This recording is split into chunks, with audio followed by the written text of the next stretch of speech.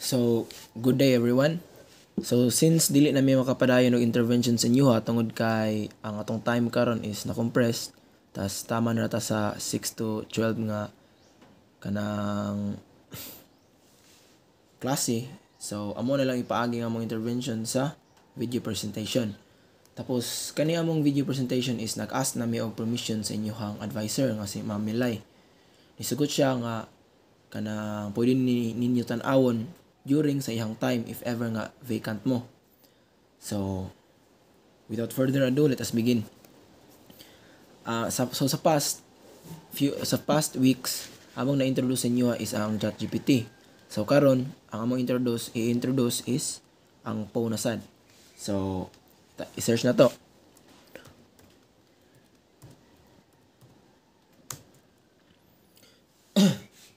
So, mao ni ang po.com or ang po AI. As you can see, layo or dako siya difference kaysa ChatGPT which is among na-introduce atong niagi. So, since naka-register na ko daanan niyo, naka-apply na ko, so if i-search ninyo, naa pa ni siya kanang process, pero mas better if mag-register mo daan aron mahatag niya ang pinaka-the best niya nga tabang sa inyo ha. So, if imo siyang i-scroll paubos, makita nimo diri ang klase-klase nga mga bots. Naay mga bots nga specific sa math which is kani. Napoy mga bots nga specific sa mga web search or ang assistant dayon which is ang PO ang mao ang general version aning tanan nga bots. So ang paggamit ani niya nga bot kaning po.com is very advantageous siya kumpara sa ChatGPT. Explain ako niya. Pero since kanang mag-intervention na mo about man sa math, so sa math lang sa ta magdig. So as you can see, mao ni ang example nga among gipaprite sa inyo atong niagi, which is una kaning number 8. Limit as x approaches to infinity in the equation 3x squared plus 27 over x cubed minus 27. Ang choices niya is A, number 3, B, infinity, C, 1, and D, 0. So, same ra gyapon ni siya atong sa ChatGPT which is in order to get the right answer, imo gyapon siyang i-word form. So, atong i-search.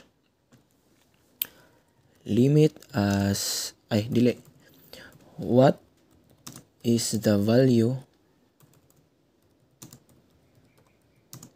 of limit as x approaches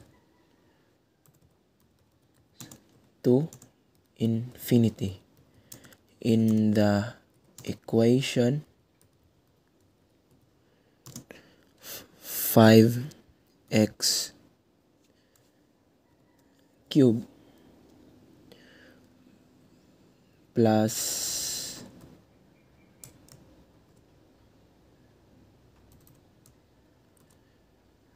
27 over 20x cube plus 10x plus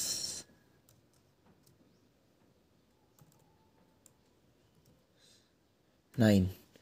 So, inanaon nimo siya pag word problem.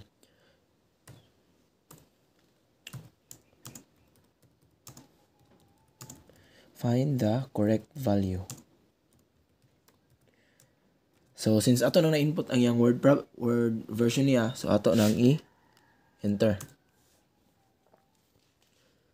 So, i-explain na niya ang kanang process nga iyang giagian aron maabot ang answer.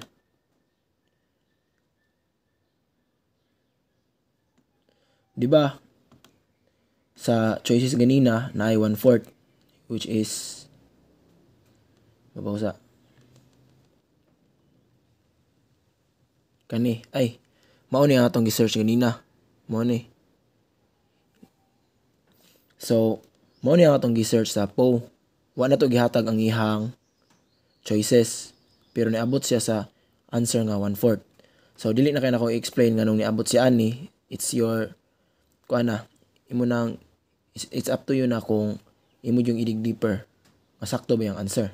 Like, if gusto yun nimo ma-confirm if sakto ba yung answer, then mga ikaw ka ng step-by-step process niya. Like, ani, please explain the step-by-step process in order for me to further understand the answer. So, inanaw nimo, i-explain na niya kung unsa ang mga process niya iyang gagian kung nganong naabot siya sa 1/4 nga answer. Explain po na niya nga unsa ang kanang mga equation or unsa nga formula yang gibuhat aron makuha ang answer. So, inanaw yan ang i-explain sa isa. So therefore, the correct value of limit is 1/4.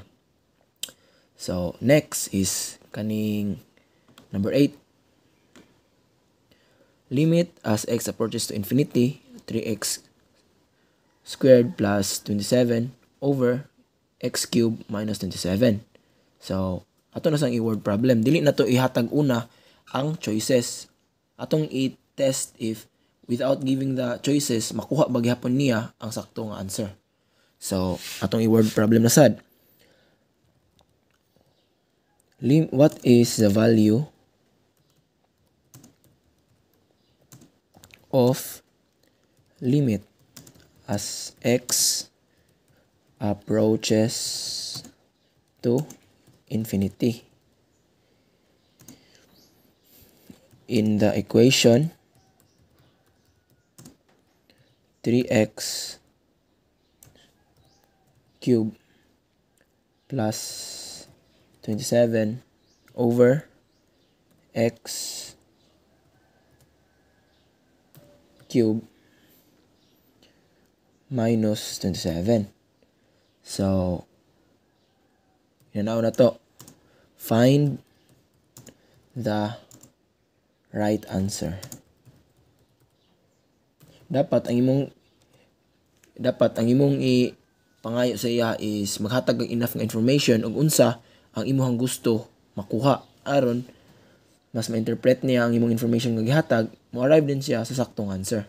So, enter.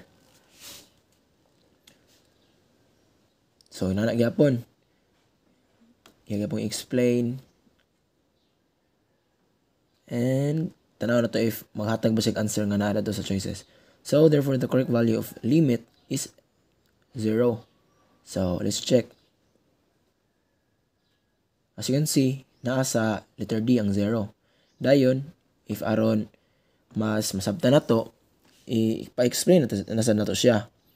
Please explain the step-by-step process.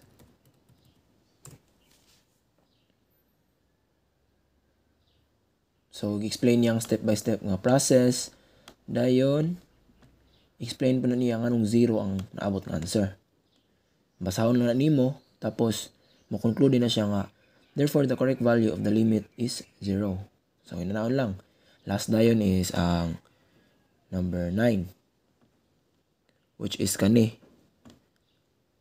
So, limit as x approaches to infinity in the equation 2 with the square root of negative x over 2x.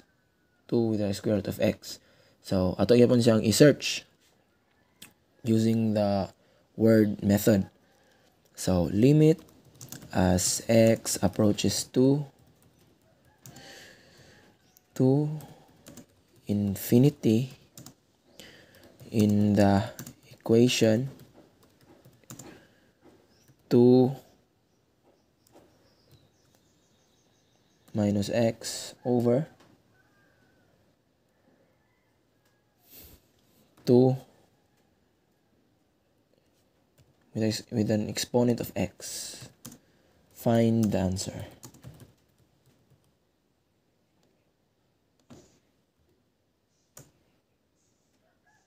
So, same rin yapon sa 7 ug number 8. Explain niya po niya mga sakto nga pamaagi. Dayon, nag-conclude yapon siya nga 0 ang answer. So, atong i-check if na by 0.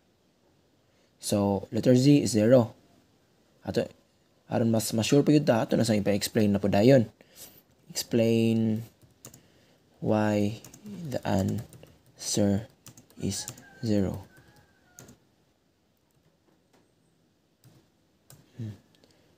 So yan na po nang i-explain ang step by step. Dayon, mo-conclude na siya nga 0 jud ang answer. Ana. So 0.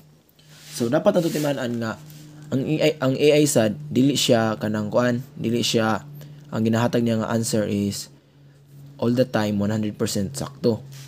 Since ang AI magka-error sad siya usahay. Naay duha ka reason nganong pwede magkamali ang AI. Una is if ang information sa nga imong gihatag sa iya is invalid, meaning kulang. So dili siya makaabot sa saktong answer. Ang pangkaduha is if ang AI nga imong nagamit is bag-o lang siya, so dili kayo siya kanang updated bitaw. Meaning wala pa kayo bag-o nga nadungag sa iya ha. Tungod ana taas ang possibility nga makuan siya, magka-error. Pero if ang gamiton ni mga AI is specific in math, then almost 100% ma-arrive din siya sa saktong answer. So bantog po ang AI, AI is ang next sa ChatGPT nga among gusto i-introduce sa inyo is because kani siya nga AI is grabe yun siya ka-advantageous. Dili lang kanang sa math or sa mga essay nga inyong gikalisdan, kundi appeal sa ni siya sa research sa inyong PR2. Ay, PR1 dahil. PR1 pa man mo ron. Practical research. Puhon-puhon, makaagi mo sa grade 12 o PR2, napayudan mo yung research nga 3 eyes. Napayudan mo yung research nga capstone. So, bali sa grade 12, nga mong nagian, tulo ang inyong research. So, maong gusto na ko ni i-introduce sa inyo kay dako kayo na siya og tabang. Dako kayo siya tabang, dili lang para sa kuha, kundi para napod sa inyo puhon-puhon. So, as you can see, kabantay man kaning plus sign. So, tuplo ko na nimo. Dayon, magamit ninyo siya sa pamaagi sa pagpilit sa imuhang document or katong paper ninyo. So, for example, sa among paper sa 3 eyes, which is ang research ni siya. Tapos, gusto na ko ipa-check. So, i-attach na ko. Kanang paper na mo dira, consist na siya introduction, which is ang chapter 1, chapter 2, the RRL, and the chapter 3, the methodology. So, in order to ipa-check nimo ni siya, dapat lahi-lahi ang inyong matag document sa chapter 1, chapter 2, chapter 3. So, bali, tulo ka buok ang inyong document. Kay ang AI, tama na siya sa isa ka document nga maka-check. So, for example, in our research, in the part of the introduction,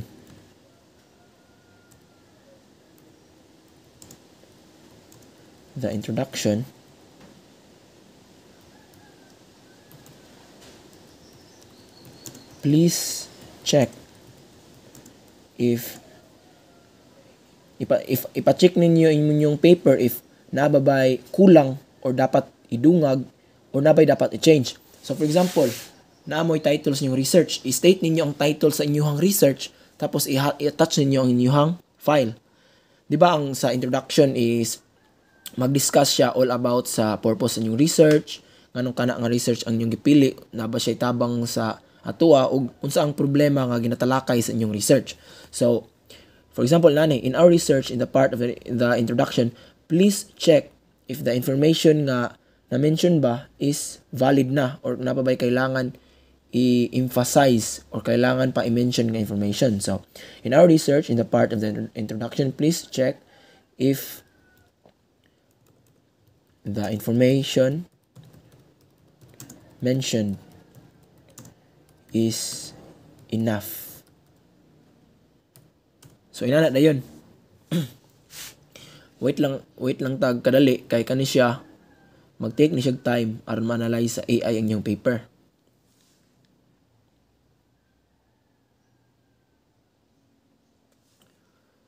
Kadali lang. Judugay lagi. Nartara. Based on the provided content, that introduction section of the research document appears to contain sufficient information. So di ba dako kasi tabang kuan niya iyahang ma-review. Di ba ang kanang title sa mo ang research nga mo gina-imply sa inyo is TELAI. Tara. The section outlines a specific focus of the research, which is to investigate the impact of TELAI on grade 11 STEM students' basic calculus test scores.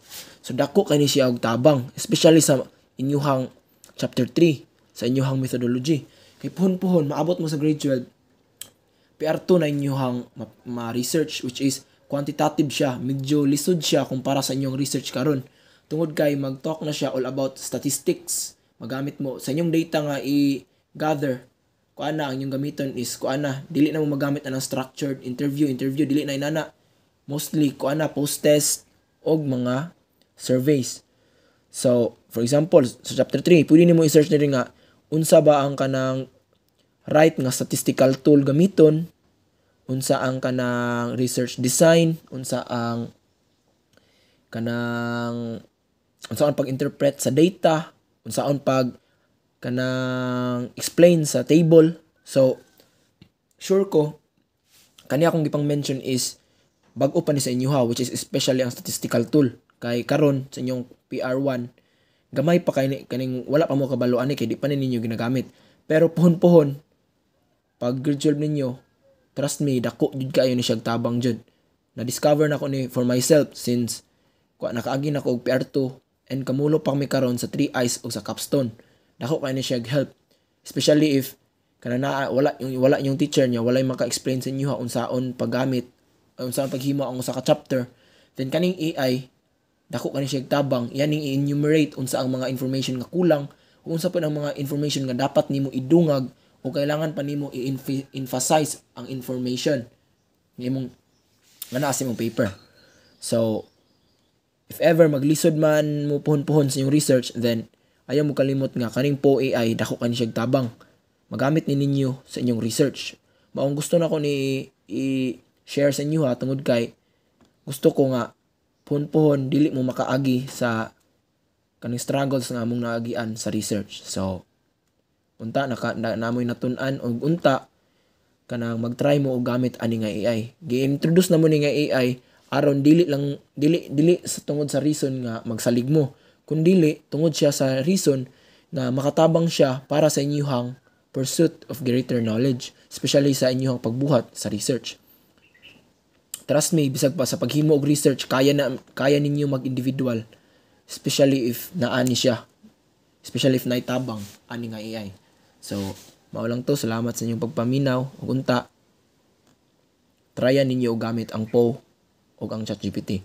Bantog sad nakahingon ako nga po nga AI is among i-introduce tungod kay ang ChatGPT dili mo maka-attach og file, which is makatabang siya sa inyong research pero dili yun same aning po nga kaya niya i-review ang inyong documents, ang inyong research paper. So mao lang, salamat. Unta na mo natun-an. Thank you.